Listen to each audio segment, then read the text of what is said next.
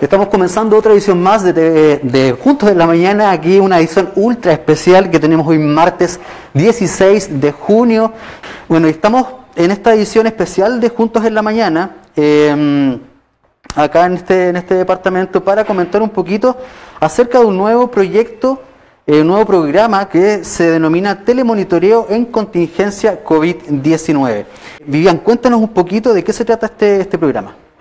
Bueno, con nuestro equipo nosotros nos hemos preocupado fundamentalmente de que los pacientes no salgan de sus casas y, como todos saben, hemos procurado hacer el máximo de cosas a domicilio. En ese contexto, nosotros tuvimos un lanzamiento de un programa similar hace 2 años atrás, que vino el ministro Santelices a lanzarlo, que era telemonitoreo para pacientes crónicos. Además de los pacientes crónicos, incluimos los pacientes COVID. Bueno, los pacientes crónicos, nosotros ya conocíamos el sistema, lo habíamos probado, había sido exitoso. Más adelante los especialistas, la enfermera encargada del programa cardiovascular les va a contar cómo digamos, se resolvieron los casos. Incluso ellos estuvieron con el jefe técnico nuestro, Hernán Rach, en una conferencia a nivel regional exponiendo esta experiencia que fue muy positiva y que no la tenía nadie más en la región y en el país, tampoco muy poca DCM, digamos. Así que en base a eso nosotros quisimos ampliar esta experiencia y agregar a pacientes COVID, porque pensamos que era una buena estrategia poder monitorearlos desde este sistema de la empresa 24/7, que es toda la semana, con un médico detrás, y donde se le van tomando sus signos vitales y podemos estar informados de qué está pasando con el paciente sin tener que nuestro personal tenga que ir a los domicilios y gastar bastantes EPP, porque cada vez que vamos tenemos que cambiarnos de todo, y eso es un gasto enorme, además de la exposición que significa para nuestros funcionarios. Y el hecho, lo más importante, es que el paciente va a estar monitoreado. Junto a mí se encuentra Carlos Tagle, gerente comercial de AQ Health. Cuéntanos un poquito cómo nace la intención de trabajar acá en Pucón. El Departamento de Salud de Pucón se caracteriza por ser pioneros en temas tecnológicos para dar soluciones a la salud. Y la verdad es que hace 2 años nos ganamos una licitación con ellos para telemonitorear pacientes crónicos, y tiempo atrás su directora de salud, Vivian Galé, nos pidió si teníamos alguna solución hoy día con el COVID-19. Contingencia que la verdad nos afecta a muchos y a nivel nacional. ¿Qué es lo que estábamos desarrollando nosotros en ese momento? Era evitar que la gente saliera de sus casas y el personal de salud trate de no estar en contacto con pacientes para evitar contagiarse. Con eso nosotros y nuestro equipo de analistas y creadores, ¿qué es lo que hicimos? Empezamos a dar soluciones para que el paciente desde su casa se pueda medir ciertos parámetros, inclusive hasta hacer las encuestas de la situación de COVID-19, y esa información le llegue a todo el área de salud de Cefam, cosa que el paciente esté controlado 24/7 en su casa por el Departamento de Salud. Perfecto. Cuéntanos un poquito cómo funciona en términos técnicos este equipo. Bueno, nosotros lo que hacemos es entregamos, le voy a mostrar aquí un poco, una maletita básica con una tablet. Esta tablet, la gracia que tiene, que no trabaja con internet, trabaja con señal celular. El paciente lo único que tiene que tener en su casa es que le llegue señal celular. Y el paciente, en este caso para los COVID-19, pueden ir contestando ciertos protocolos previamente armados, y la tablet les va conversando. Te vamos a poner... Por favor, seleccione un protocolo. Hay distintos protocolos. Entonces yo me voy midiendo la temperatura, me voy midiendo la oxigenación, me voy haciendo distintas mediciones, y todas estas mediciones, le llega a una central desde el monitoreo nuestra, donde hay TEMS, enfermera, médico, cardiólogo, diabetólogo, y que van analizando estos resultados por un triage súper, muy trabajado. La verdad que las alertas y las alarmas, cuando un paciente se siente mal, a nosotros automáticamente nos avisa y nosotros contactamos a ese paciente y le damos las instrucciones previamente conversadas con el Departamento de Salud. Haga esto otro, etcétera, etcétera, etcétera. Para el tema del COVID-19, nosotros lo que hacemos es ir siguiendo las instrucciones del MinSal para que el paciente, si está con diarrea, está con fiebre, le están siguiendo ciertos síntomas, nosotros damos las alertas. Paciente que está en su casa está teniendo esta alerta y eso lo sabe la gente del departamento, todo el equipo del Departamento de Salud, ¿cierto? Y la enfermera a cargo del proyecto de cada uno de los pacientes. Entonces, la gracia está en que estamos entregando al Departamento de Salud, está entregando esta tableta a los pacientes, el paciente se la lleva a su casa en comodato, el paciente se mide y la información va llegando en línea, evitamos el contacto. Lo otro importante que el paciente, esta tableta no sirve para absolutamente nada más que solamente para salud. Entonces eso también es importante porque toda la información que se registra, nosotros podemos ir sacando data y podemos saber qué está pasando con la población ya con numéricamente y eso lo tiene el Departamento de Salud. Entonces no es solamente el tema de salud, sino que también se pueden ir haciendo estudios, se pueden ir sacando conclusiones, cómo se está comportando el paciente en su casa. Si el paciente se tiene que medir o hacer la encuesta hoy día y no se la hizo, nosotros lo vamos a llamar, ¿por qué hoy día no se hizo la encuesta?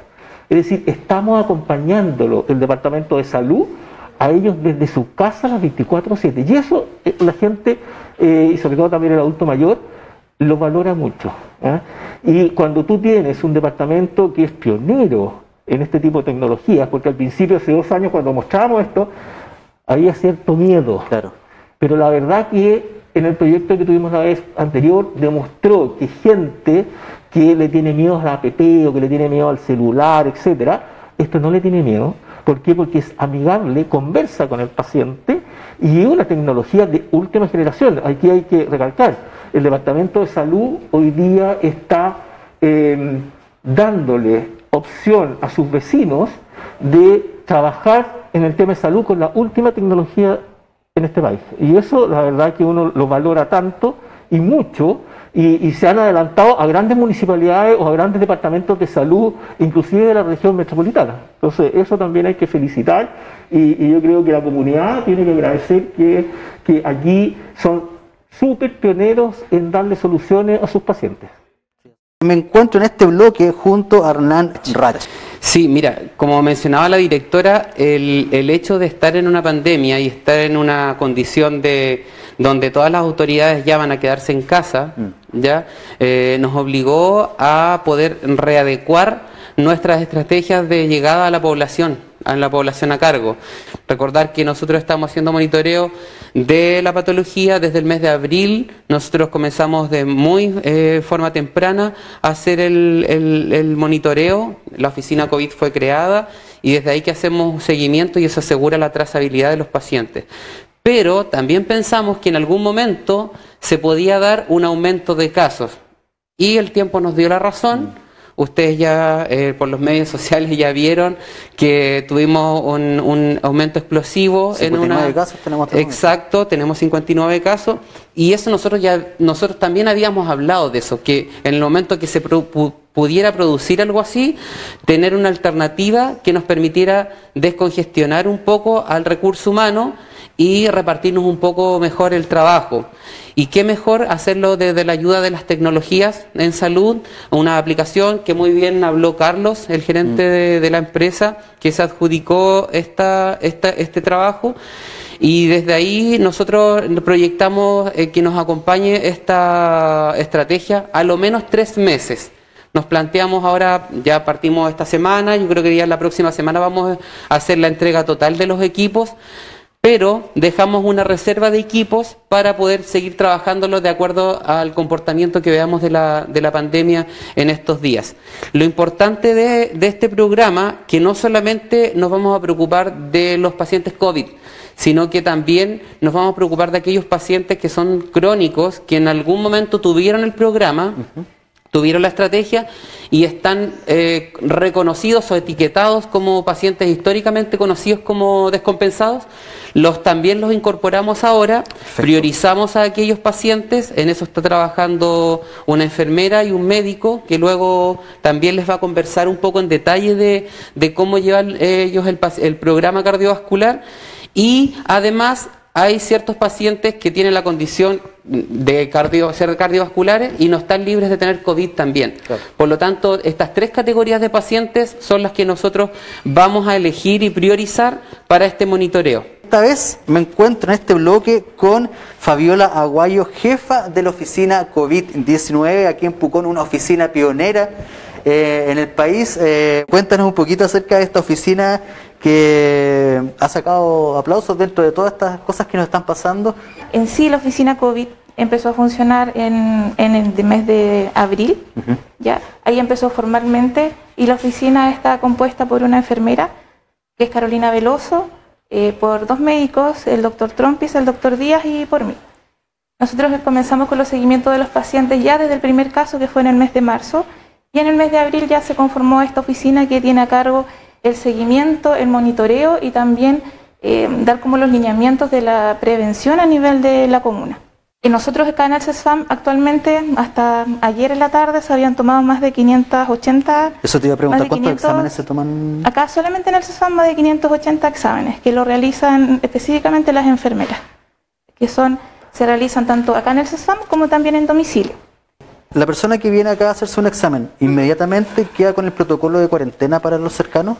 Sí, una persona que se hace el examen es porque está sospechosa de tener COVID. Claro. Por lo tanto, se toma el examen y se debería ir al domicilio en cuarentena, aislada hasta que tenga el resultado, positivo o negativo. Entonces, esos 500 exámenes que hacen, ¿todos ellos van con el protocolo de cuarentena? Todos deben ir a cuarentena.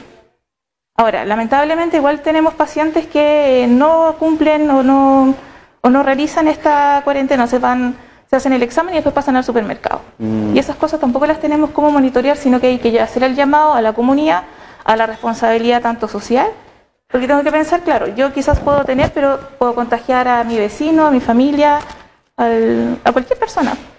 Aproximadamente cada paciente que es positivo contagia a 2,8 personas. Esta nueva tecnología que llega acá al Departamento de Salud nos permite realizar un monitoreo mucho más exhaustivo en el paciente. Como mostraba Carlos al comienzo, esto nos va a permitir que el paciente por lo menos 3 veces al día sea monitorizado a través de la temperatura, que es uno de los síntomas como que podría ser como de alarma, y también a través de la saturometría o la saturación de oxígeno, que es una como de los signos que pueden ser considerados como de alarma ante un paciente que tenga el COVID positivo. ¿Cómo se mide eso en la casa? ¿Cómo se mide eso en la casa? Eso se va a medir a través de este dispositivo. Como mencionó Carlos, hay 2 tipos. Uno que es principalmente para pacientes con patología cardiovascular, pero igual tiene incorporado el saturómetro, y los otros que son COVID sin ninguna otra patología. Esto es a través de un dispositivo que es como un perrito, que se conecta en el dedo y va automáticamente al dispositivo que trae el equipo. Y esto llega esta información a las centrales de la empresa, y ellos nos notifican directamente a nosotros. Tengo a mi lado a Rafael Trompis y Jimmy Díaz, médicos de la oficina COVID-19. Cuéntenos un poquito, ¿cómo es el trabajo dentro de la oficina COVID? Bueno, buenos días a toda la comunidad de Pucón. Realmente ha sido un trabajo en equipo. Creo que eso es básico para lograr los objetivos que nos hemos planteado en el Departamento de Salud. Y bueno, esta pandemia ha impuesto un reto gigantesco, no solamente al país, sino al mundo como tal. Y esta iniciativa es una herramienta de gran ayuda para mejorar lo que es el telemonitoreo y la atención domiciliaria de los pacientes COVID. Perfecto. Cuéntanos un poquito cómo es el día a día de la oficina COVID, ¿cómo desde el primer minuto de la mañana? Bueno, desde el primer minuto de la mañana es trabajo tras trabajo.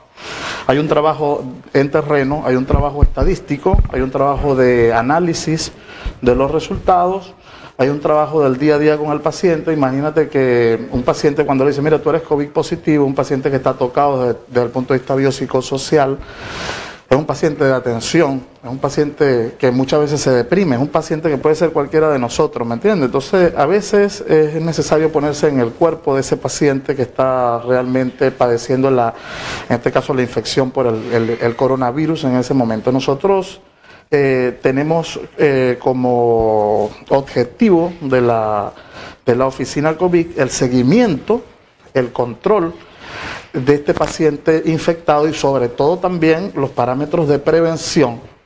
Se cumplen ciertas condiciones para prevenir que este paciente que ya está infectado también pueda propagar el virus al resto de la comunidad. O sea que es un trabajo arduo, es un trabajo muchas veces que toca intereses en otras condiciones y que bueno, yo creo que es un trabajo también bonito con respecto a la comunidad. No todo es malo, yo creo que es un trabajo bastante bonito en el sentido de que la comunidad en conjunto con la oficina es como el enlace perfecto para que la oficina lleve a su labor las actividades y las acciones que hemos como flujograma recomendado, no sugerido. Bueno, mira, tenemos hasta ahora 59 casos positivos. El día de ayer dimos alrededor de 20 altas. Fue muy gratificante porque nosotros llevamos una revista médica COVID diaria, donde vamos viendo los avances de la oficina, del monitoreo. Y bueno, ayer pasamos de tener casi 31 pacientes positivos, activos, a tener 13 hoy. Entonces, la tasa de complicaciones de nuestros pacientes han sido muy bajas. De hecho, creo que 2 pacientes de esos 69 han estado intubados y de los cuales han salido. Creo que es muy importante esta herramienta porque nos hemos dado cuenta que una pieza importante en la valoración médica es la saturación de oxígeno. Sí, porque nos hemos dado cuenta que el paciente puede estar, digamos que clínicamente estable, pero al colocarle la saturación de oxígeno, los niveles fluctúan entre 85 y 94. Ya nosotros sabemos que cuando esos pacientes entran en ese renglón, se nos van a complicar. Y eso es lo importante de este monitoreo, saber derivar a tiempo un paciente que se va a complicar. Se habla mucho en Santiago, en varias ciudades que han sido más afectadas, del respirador artificial, del daño que hace este respirador también.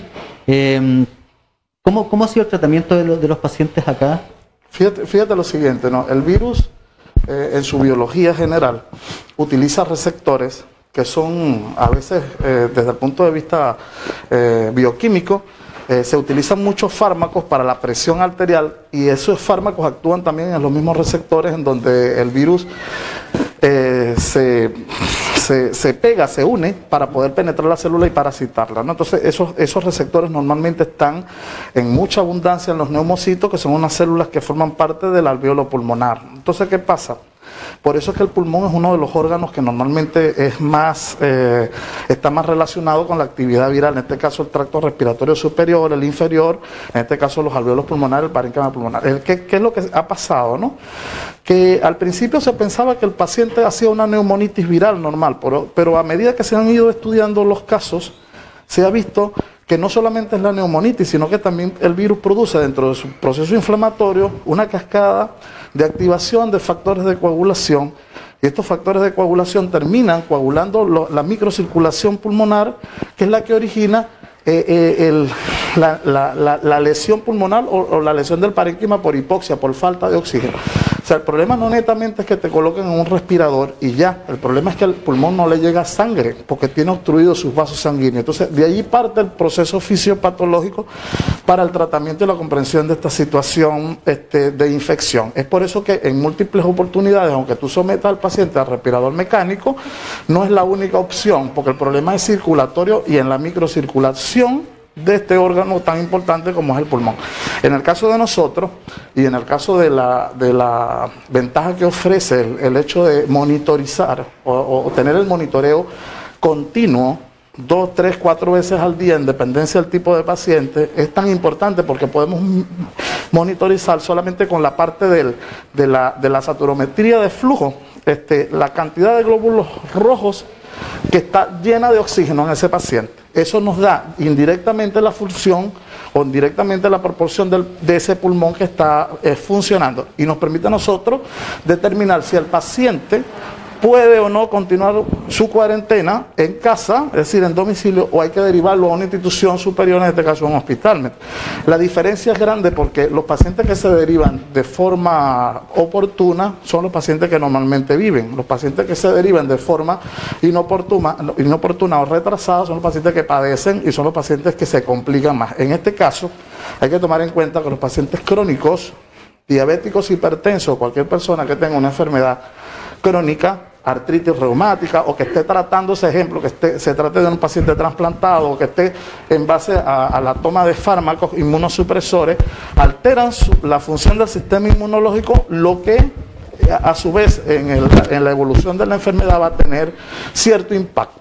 En estos pacientes, no solo por ser hipertensos ni diabéticos, sino porque ellos ya tienen un daño per se del sistema inmunológico, lo que está en desventaja en la biología viral, porque el virus va a utilizar eso como una ventaja empírica para él y poder desarrollar su condición de infección, porque el virus lo que quiere es propagarse, pues vivir, pues.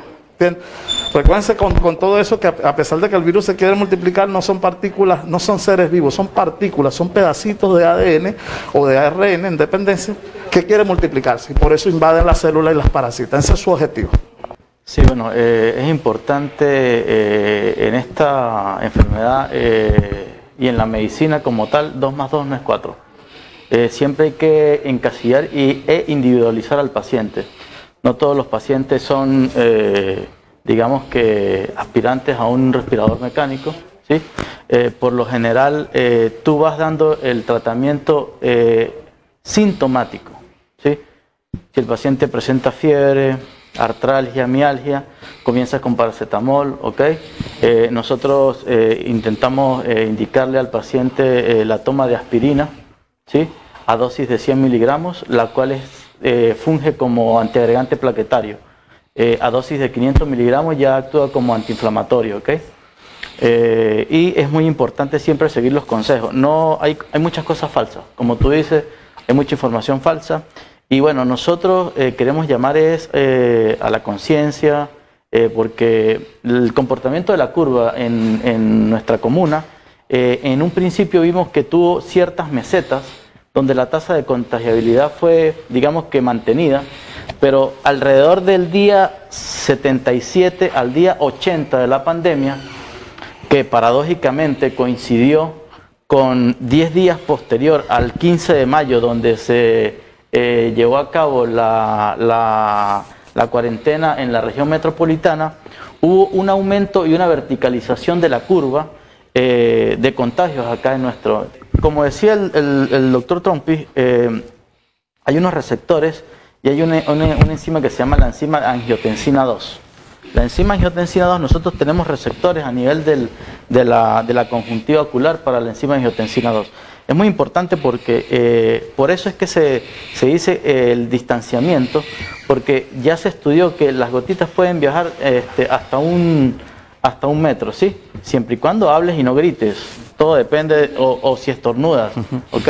Entonces, por eso es importante el distanciamiento, el uso de cubrebocas, ¿ok? Y es muy importante con respecto a la realización de ejercicio, el uso de tapabocas, porque esto produce un colapso del pulmón. Entonces, a esas personas que hacen ejercicio utilizando el tapabocas, tienen que tener mucho cuidado, ¿ok? ¿Cuándo se va a la hipoxia? Sí, cuando se va a la hipoxia, exactamente.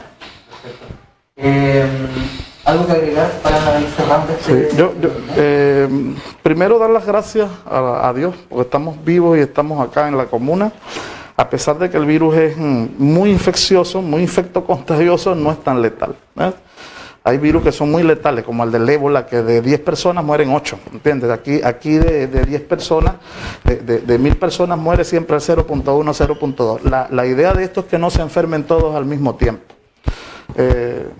Como dice, la curva, si nosotros somos responsables, yo creo que se puede aplanar.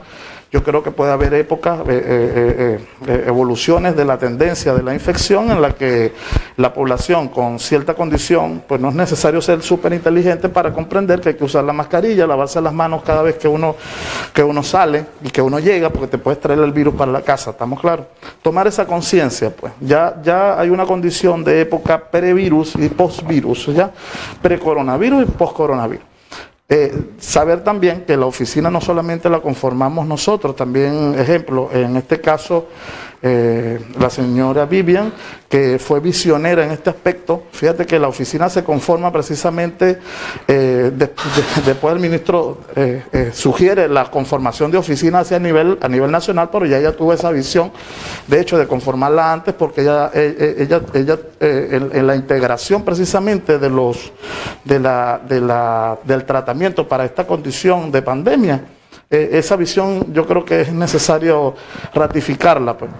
Y lo otro es que también nosotros trabajamos con los carabineros, dos mayores que están allí, que también nos apoyan en el sentido de supervisar las personas, porque muchas personas por falta de conciencia han sido positivas y se han visto en otros establecimientos comprando sin ningún tipo de problema, ¿me entiendes?